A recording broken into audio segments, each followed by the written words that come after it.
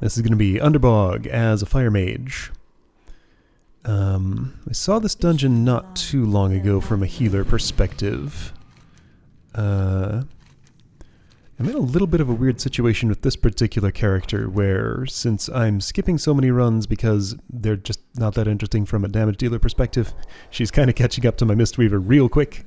So I have to be selective about what I show with her. It's fine though. My main goal here was to figure out this sanguine hibiscus situation. I want to know what they look like and where they grow and not have a problem collecting 5 of them whenever I go through this dungeon. So that's what I'm going to be focusing on here. Alright, I see a Guardian Druid, Restoration Shaman, some kind of Death Knight and some kind of... is that a rogue or a monk? Yellow resource bar, what color on minimap, or what kind of attacks? What are you, other Vipera? Where are you? You're in there in melee somewhere, probably?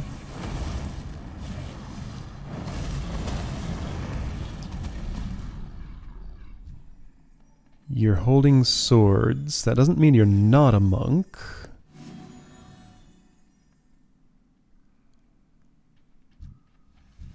Looking around for sanguine hibiscus.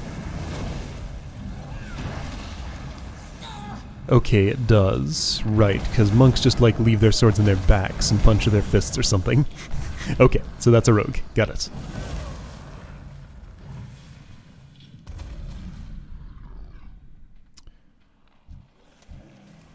I'm taking kind of a different route than I'm used to here. Most people seem to go left at the start. This time we're going right. That's fine with me. I enjoy unconventional routing. It barely makes a difference. Both lead to the same place.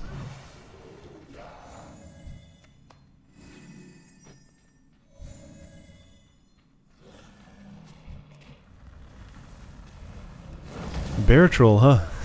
What a very creative name. I just don't get these names I see sometimes that are just like such a bland description of like, this is who this character is. Oh hey, I see something. So that particular monster I was targeting had a spell stealable spell. I have spell steal now. That's a new ability that I think I may have gotten since last time I showed this character.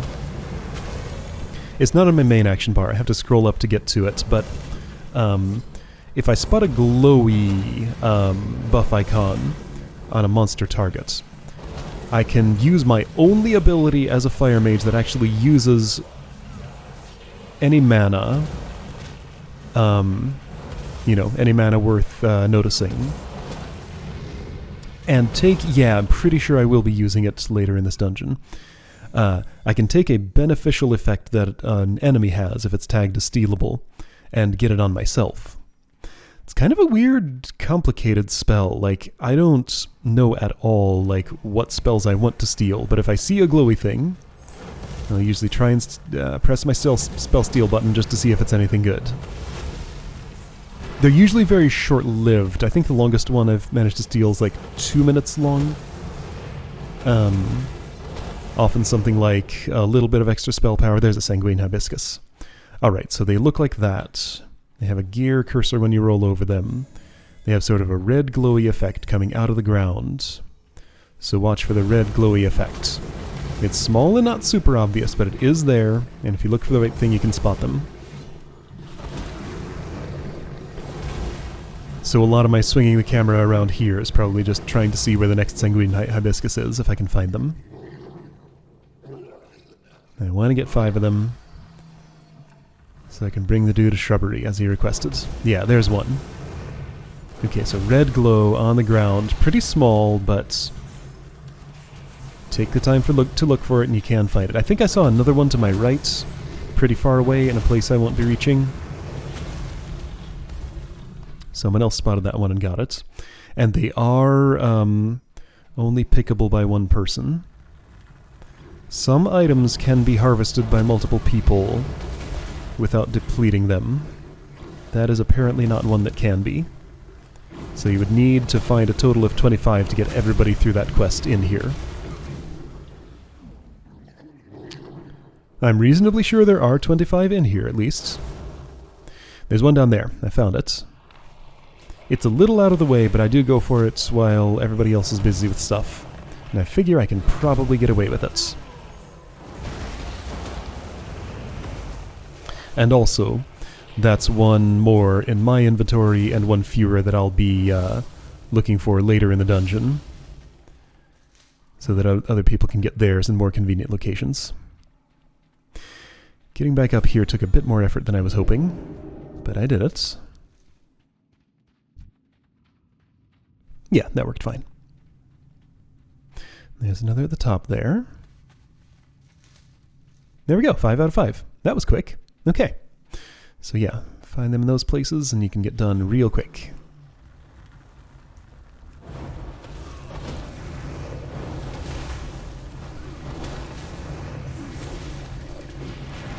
Flame Strike? Really? On 2 targets? That's not what I usually do. I want at least 3 targets to use that. Wonder why I decided to use it there. Huh. I don't know.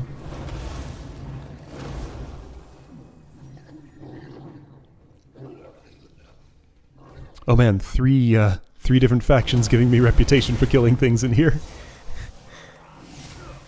So if anybody has a chat message, I'm probably not going to see it just because things are scrolling by so quick. Even when they're not. I often don't see chat messages just because they're so rare. Most of these groups just don't talk at all. I don't know what the Underbog mushrooms do. I should learn that.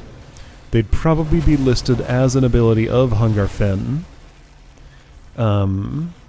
in the adventure guide along with their effect, so I should study up on that. Alright, so that's my homework for this dungeon. He's regenerating using foul spores. Or maybe something else is doing it. It looked like it was foul spores, but that's not what the description said. Huh. Alright, so he just got a lot of health back. I didn't see any obvious way to interrupt that. It wasn't an interruptible... Whoa! What happened to those two? So maybe that's what the mushrooms do. They explode if you're too close. They have 2 health to, like, reasonably kill them before they grow up all the way. So it looks like you just want to ignore them.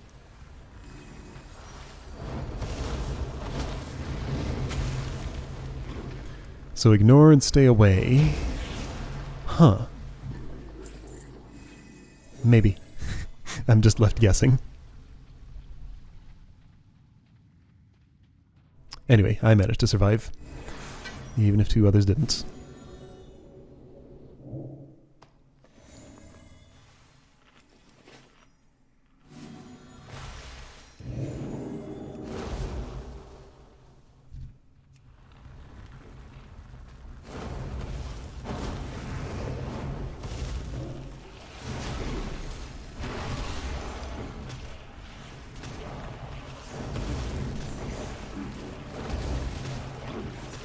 I wonder if a Frost Mage has a reason to want to be up close, just like a Fire Mage does for Dragon's Breath. Because I do have to get uncomfortably close to things as a ranged class to use that ability. It's very good though, so like I don't like to not use it. It's part of my core toolkit. It disorients everything, interrupting even uninterruptible spellcasting if they're susceptible to disorient. Does a lot of damage. The damage doesn't diminish for larger number of targets, and even on single target it's worth casting. Pretty sure, because it does about the same damage as a fireball and is an instant cast. Although, without a certain talent that I haven't taken, probably won't be taking because there's a better thing on that row, it does not contribute its critical strikes to Hot Streak. So that's that and having to be close. Okay, you just picked a Sanguine Hibiscus. I saw that. That and the requirement of being close are the reasons that I might not want to cast it, but I do. It's very good. So I don't prioritize it very highly in single target fights. But any kind of multi-target, even 2 targets, always want to use it if it's up.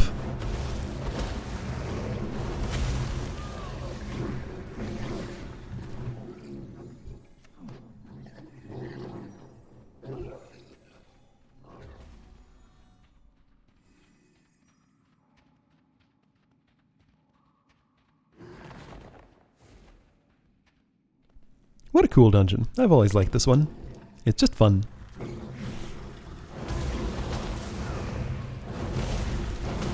Those things have weird feet.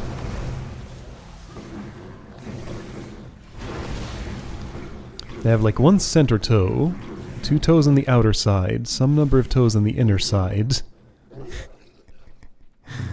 They are just misshapen monstrosities though, so I don't know what to make of their anatomy in general.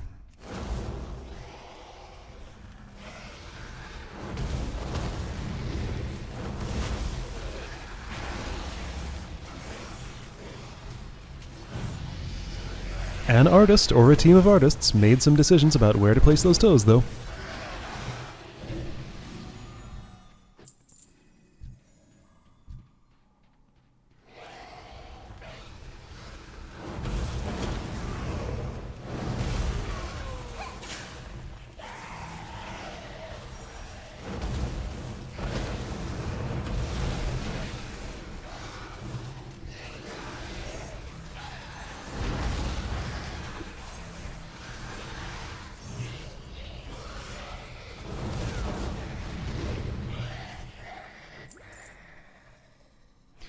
Yeah, so I remember right in here is a section where I find a spell to steal. Let's watch for it. Yeah, okay, so glowy thing up there. Do I do it? How long does it take me to notice?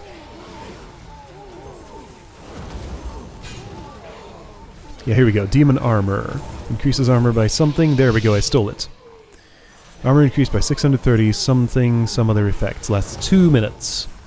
So yeah, you might have seen my mana bar actually go down for the first time ever. The only spell that can put a dent in it. So yeah, if I spell steal over and over, I can deplete my mana, but it's the only way to do it. Some things will just recast. Oh hey, you have Renew on you, so I could steal that too. I didn't notice that one. That's a priest spell. Just gives you healing over time.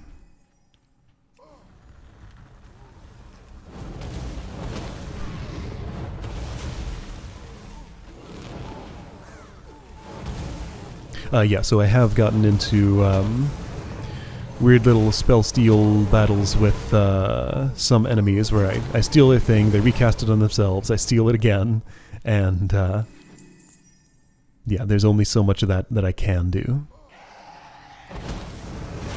I'm trying to time my what's my number 2 ability called? Fire Burst? That doesn't sound right. Whatever that thing is. I wanted to give the druid a chance to hit the things before it went off, but I also wanted to use it before the buff wore off. Much better to let the buff wear off, the heating up, and lose my hot streak than to engage combat before the tank is ready, though. Oh boy, low-level groups I'm running into with my druid when I'm playing as a guardian. Have been having that problem kind of a lot, where somebody wants to go ahead and not wait for the group leader to actually lead the group. That behavior gets weeded out more at higher levels, but oh, low-level dungeons are just kind of iffy, and I'm kind of tired of them at this point. I've played Wailing Caverns so many times recently that I'm just... I don't know, it's not a feel-good dungeon for me anymore at this point.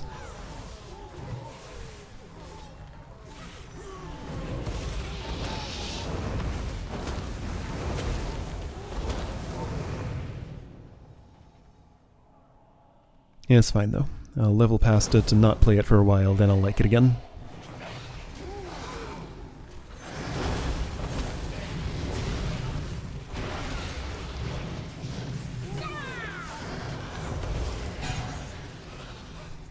Alright, so that's my sign to try and stand a little farther away. Out of range of their interrupts. It made a clank noise, so that was a melee range interrupt. If it made a counterspell noise, then standing far away might not help. But I can tell that was one that I could get out of range of. Level 77, that's nice. Oh, okay, so at recording time, this character is level 81. I unfortunately had to give up on the level 80 dungeon I really wanted to get done just because... So, funny story about that. It's a very end of Wrath of the Lich King dungeon that everybody seems to avoid. And it was pretty hard to get into as a healer. I had to wait a long time. Generally, dungeon queue times are longest for damage dealers, in the middle for healers, and shortest for tanks. To try to get into this dungeon as a damage dealer, I logged into the game, got into the dungeon queue for it, specifically for this dungeon, left the game up, went and did my taxes from start to finish. It took like an hour and a half to 2 hours. And by the time I was done, no one had gotten into queue for this dungeon, so I still wasn't able to do it. So at that point I thought, well, you know, this character is just not going to get to experience that. And I gave up and leveled her up to 81 so that I can just move on instead of being stuck in that state forever. So it's sad, but there are ways around this, though. I'm learning of, apparently there's a technique where if you get into a party with a lower level character, supposedly there's a button you can press to synchronize your level with their level. So like if I had a second account with a level 80 character on it, I'd be able to, using my Feather Fall ability there, that's nice. I'd be able to just take a max level character at any time and try and queue up for whatever level range of dungeon that character has access to. So then, let's see. The trick would be, so your second account would group up with you, keep a character at level 80 or 60 or whatever threshold you want to hit. Queue those two together.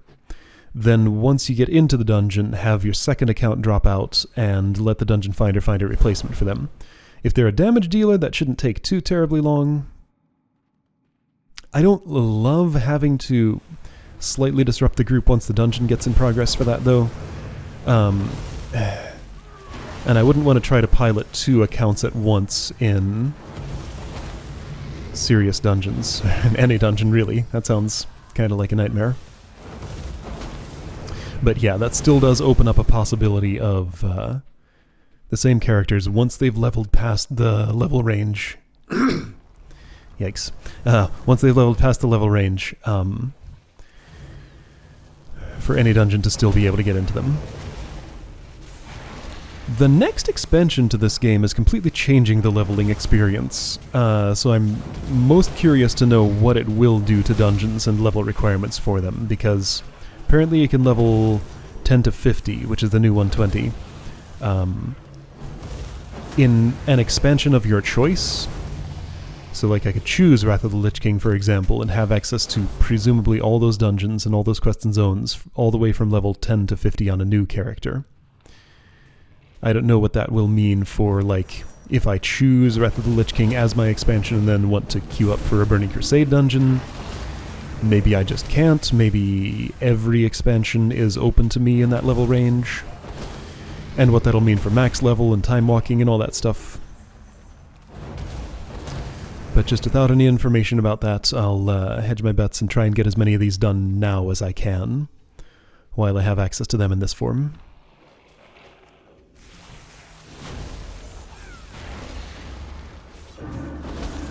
Psychic Horror, that's the fear spell. I'm making sure I interrupt that when I get a chance. Yep, that one. Horrify, fear, same effect really.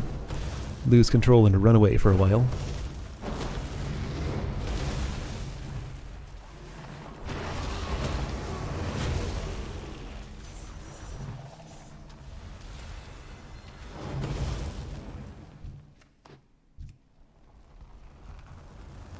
There are other possible benefits to having a second account to this game. It used to be, so this is not true anymore, but it used to be that in order to enter a raid instance, even, you know, like Molten Core at max level, which is totally soloable, you had to be in a raid group, which required you to be, you know, grouped up with at least one other party member and click the Convert to Raid button. So I was thinking I'd like make a trial account just for the situation of grouping up, making a raid group, sending that secondary account offline so that I could get into raid instances. But fortunately the must be in raid group requirement was dropped at some point, so now I can just walk into Molten Core alone, and it's no problem. So that was a real nice change. Other reasons... I don't know, I have...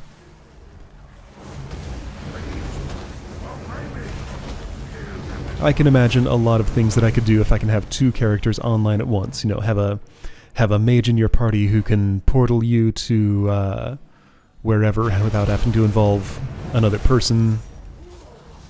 So yeah, that might be a thing that's in my future at some point.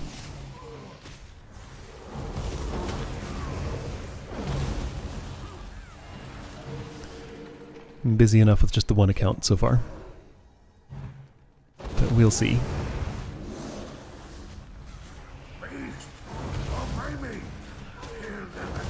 That would mean, you know, if I want to do the level sync thing, that I do have to actually level a... Ooh, that was some damage. Yikes.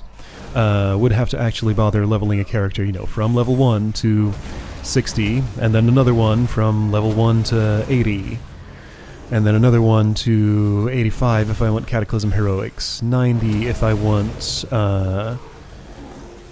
Mists of Pandaria Heroics, 100 for Warlords of Draenor Heroic, and whatever, 110 for Legion Dungeons, and I think that would cover all my bases. One thing that does give me the opportunity to do, though, is to go through the leveling process with a Brewmaster Monk and a Protection Warrior, since I already have Monk and Warrior on the main account on the faction and server that I play today, who are leveled past the range where I'm comfortable learning those roles. It gives me kind of another opportunity to... I mean, I could just create another character on this account to do that. But if I can be multitasking with that and actually doing some useful work with getting a tool I can use for things, then that seems like it makes a lot of sense. Because yeah, I would like to be able to play my Monk as a Brewmaster. I would like to be able to play my Warrior as Protection. I just want the opportunity to learn from low-level dungeons and getting my tools one at a time, so I don't have, 20 abilities I need to learn to use at once that I've never really touched before. For both of them. Protection Warrior especially has like so many buttons to press. There are like 7 or 8 defensives that I have at level 88 or whatever my Warrior is at this point. I can like fill up an entire action bar just with defensive abilities because there are so many. And she has a lot of attacks too. Okay, the Black Stalker, something kind of funny and weird is going to happen during this fight. Right at the end of it. That's one of the other reasons that I'm showing this run, because like... there's weird stuff. Okay, yeah, so executing my... Oh, why did I move there and interrupt? Okay, so you levitate me. That's fine. I don't need to be moving right now. Was trying to execute my Rune of Power, Combustion, all the fancy stuff, but Blackstalker had other plans for me. So yeah, when you get levitated by it, you kind of get flung all around like this, and then pulled back in. Sort of. Looks like I can still do some casting while being moved automatically. It doesn't just interrupt all forms of that. So that's nice. So a levitate gets started right as it's about to die. It dies as I'm being flung over there, and here's where I end up. Where am I? Just like somewhere else in the dungeon, because it died before getting the chance to pull me back in. Okay, that didn't fling me as far as I thought, but that was still pretty far away. That was a decent little fling. And yeah, I gotta go back to loot. Oh hey, he had a Sanguine Hibiscus on him.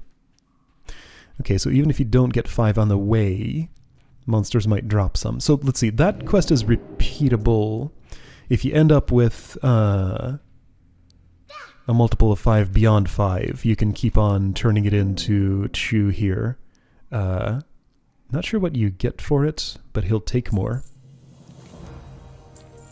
Yeah, so blue question mark, repeatable quest for more sanguine hibiscus if you happen to get more. Peace be with you. Yeah, let's take a look at that. We can still use more, always struggling to find them. Got it. Alright, well, cool little run on Underbog. See you next time.